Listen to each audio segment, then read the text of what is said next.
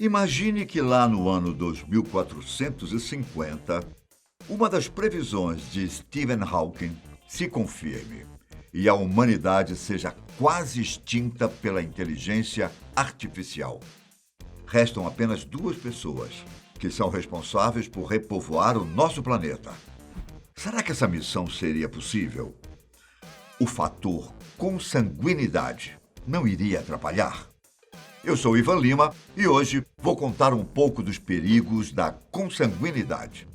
Vamos supor que só existam duas pessoas no mundo, assim como Adão e Eva, e elas são responsáveis por repovoar o planeta Terra. Isso seria possível? Se você já fez essa pergunta, fique sabendo que você não é o único, pois muitos especialistas já até realizaram estudos sobre esse assunto. O problema é que, se esse casal tiver filhos, os filhos deles terão que se relacionar entre si para se reproduzir. Reparou agora qual é o problema?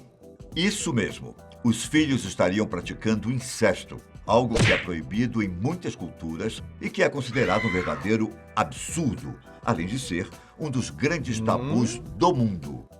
Mas além do tabu, o que mais faz com que o incesto seja perigoso? Segundo um estudo realizado com crianças na antiga Tchecoslováquia, entre 1933 e 1970, cerca de 40% das crianças que tinham pais, parentes em primeiro grau, apresentavam deficiências graves, enquanto 14% delas morreram ainda na infância. O motivo? Bom, deixa eu te explicar com calma e detalhadamente para vocês entenderem. O fato é que todos nós temos duas cópias de todos os nossos genes, ou seja, um da mãe, outro do pai. Porém, algumas variações genéticas não se apresentam, exceto em uma situação, quando dois genes são exatamente iguais, chamadas pelos cientistas como variações recessivas. Quando estão sozinhas, elas ficam escondidas. Mas se um casal tiver um certo grau de parentesco, é questão de tempo para que essas variações recessivas deem as caras. Essas variações fazem surgir, por exemplo, a acromatopsia, que é um distúrbio raro que provoca o daltonismo. Então vamos supor que o casal responsável por repovoar o mundo tenha esse gene. Existem 25% de chance dos filhos desse casal ter o mesmo gene. E nem precisamos usar uma suposição para provar que isso pode acontecer. No século XVIII, um atol isolado no oeste do Pacífico chamado Pinguelap contabilizou uma população de apenas 20 pessoas, depois que um tufão passou pelo lugar. Muitos moradores acabaram morrendo e dos 20 que sobreviveram, apenas um deles tinha o gene da acromatopsia. Segundo foi relatado pela BBC, atualmente cerca de 10% da população é daltônica. Quer outro exemplo de que a consanguinidade poderia atrapalhar o repovoamento da humanidade? Se dermos uma breve olhada no passado das famílias reais de todo mundo, é certo que teremos problemas. Antigamente, era muito comum que as famílias reais promovessem casamento entre parentes próximos, até porque os nobres deveriam se casar apenas com outros nobres. Na Espanha, por exemplo, a dinastia Habsburgo promoveu muitos casamentos dentro da família, casando primos, tios e sobrinhos ao longo de 200 anos. Carlos II foi quem mais sofreu as consequências. Ele nasceu com várias deficiências mentais e físicas, tanto que a história conta que ele só conseguiu aprender a andar quando tinha 8 anos de idade. Na fase adulta, quando descobriu que era infértil, acabou colocando fim em uma longa dinastia. Há alguns anos, em 2009, cientistas resolveram tentar entender por que o rei tinha todos esses problemas. Eles descobriram que sua família tinha criado um emaranhado de coeficiente de consanguinidade tão grande que era maior do que se ele fosse filho de um casal de irmãos. No caso de Carlos II, sua avó materna, Catarina, era irmã do avô paterno, Carlos V. E o avô materno, João III, era irmão de sua avó por parte de pai, Isabela. Joana de Castilho, sua bisavó, era irmã de sua avó, Maria de Aragão. I'm sorry, what? Todo esse emaranhado fez com que Carlos nascesse com sérios problemas de saúde. Já no Havaí, a princesa Narienaena chegou ao poder no século XIX, quando o Havaí estava com um complicado período de transição. Nessa época, muitos missionários cristãos estavam começando a ganhar influência no Havaí, e os líderes locais tentaram a todo custo manter seu povo fiel às suas crenças. Mas o fato é que a princesa Narienaena foi criada pela mãe na fé cristã e, futuramente, isso causaria sérios problemas. Mesmo que a princesa fosse seguidora do cristianismo, era comum que os monarcas havaianos casassem com membros da mesma família. Por isso, a princesa acabou casando com um dos seus irmãos. E o casamento deixou os missionários cristãos enfurecidos. Por isso, a princesa passou a ser rejeitada por parte do seu povo, que seguia a fé cristã. A princesa, então, ficou dividida. Ao mesmo tempo que ela amava seu irmão, ela também não queria decepcionar seu povo.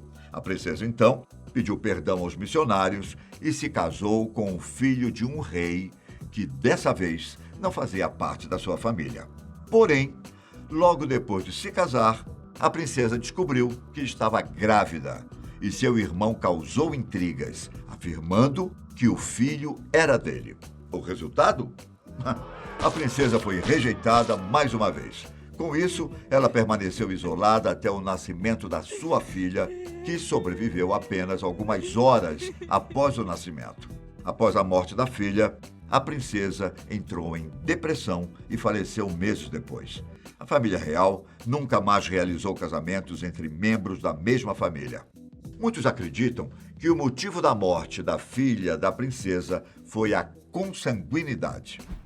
E até no Antigo Egito, a prática do incesto era algo comum. Talvez com o objetivo de manter a pureza da linhagem, até os pais do famoso Tutancâmon supostamente cometeram incesto. Um estudo publicado em 2010 revelou muitas coisas a respeito dos pais do faraó. Estudiosos analisaram 11 múmias da 18ª dinastia, todas de parentes de Tutancâmon. A partir de uma análise de DNA, os cientistas descobriram que o faraó era fruto de um relacionamento entre a irmã de Akhenaton e o próprio Akhenaton. Depois de ser submetido por uma necropsia virtual com mais de 2.000 scanners computadorizados, foi apontado que o faraó tinha dentes tortos e quadris com formas afeminadas. Além disso, ele também sofria de epilepsia do lobo temporal e da doença de Keuller, um problema no pé que o deixou manco. As análises genéticas mostraram que todos esses problemas hereditários eram consequências do incesto cometido pelos pais de Tutancâmon. Aliás, até o próprio faraó chegou a se casar com sua irmã, que engravidou 2 vezes, mas acabou perdendo as crianças. Então, quer dizer que não seria possível repovoar a Terra? Até seria possível, mas com muita dificuldade, principalmente por causa da queda na qualidade reprodutiva. Na Nova Zelândia, especialistas estudam os cacapos, uma espécie de papagaio gigante típico do país, que atualmente só tem 125 representantes no planeta. Uma das maiores preocupações com esses animais são os efeitos da consanguinidade na qualidade dos espermatozoides. A proporção de ovos que não resultam em nascimento de filhotes aumentou consideravelmente, de 10% para 40%. Então, seria possível sim repovoar o planeta, mas tudo dependeria muito do processo de seleção natural. E, é claro, teremos sérios problemas. Então, não existe uma maneira de repovoar o mundo sem ter problemas com a consanguinidade. Existe uma maneira, mas ela é um pouco mais complicada. No ano de 2002, a NASA publicou um estudo onde calculou quantos indivíduos seriam necessários para conseguir colonizar um planeta, como por exemplo Marte, sem ter problemas com a consanguinidade. Segundo os cálculos da NASA, usando uma estimativa moldada nos pequenos grupos nômades da pré-história, seria preciso cerca de 160 pessoas. Inicialmente, teríamos casais jovens e sem filhos, que precisariam ser analisados sob a presença de genes recessivos potencialmente perigosos, além de uma origem genética diversa. Para evitar problemas, essas 160 pessoas precisariam ficar 200 anos isoladas para ter contato com uma maior variabilidade genética. Então, meus caros, voltando à nossa pergunta lá do começo do vídeo, sim, seria possível que 2 pessoas repovoassem o nosso planeta. Porém, devido à consanguinidade, as gerações formadas por esse casal, depois por seus filhos, primos e assim por diante, teria uma variedade genética muito pequena e, com certeza, muitos problemas se propagariam de geração em geração. Um assunto complicado e polêmico, mas eu espero que as previsões de Stephen Hawking sobre o fim do mundo nunca se concretizem e que a gente nunca precise repovoar o nosso planeta. Eu me despeço por aqui, mas nos vemos no próximo vídeo da Fatos Desconhecidos. Um grande abraço, tchau!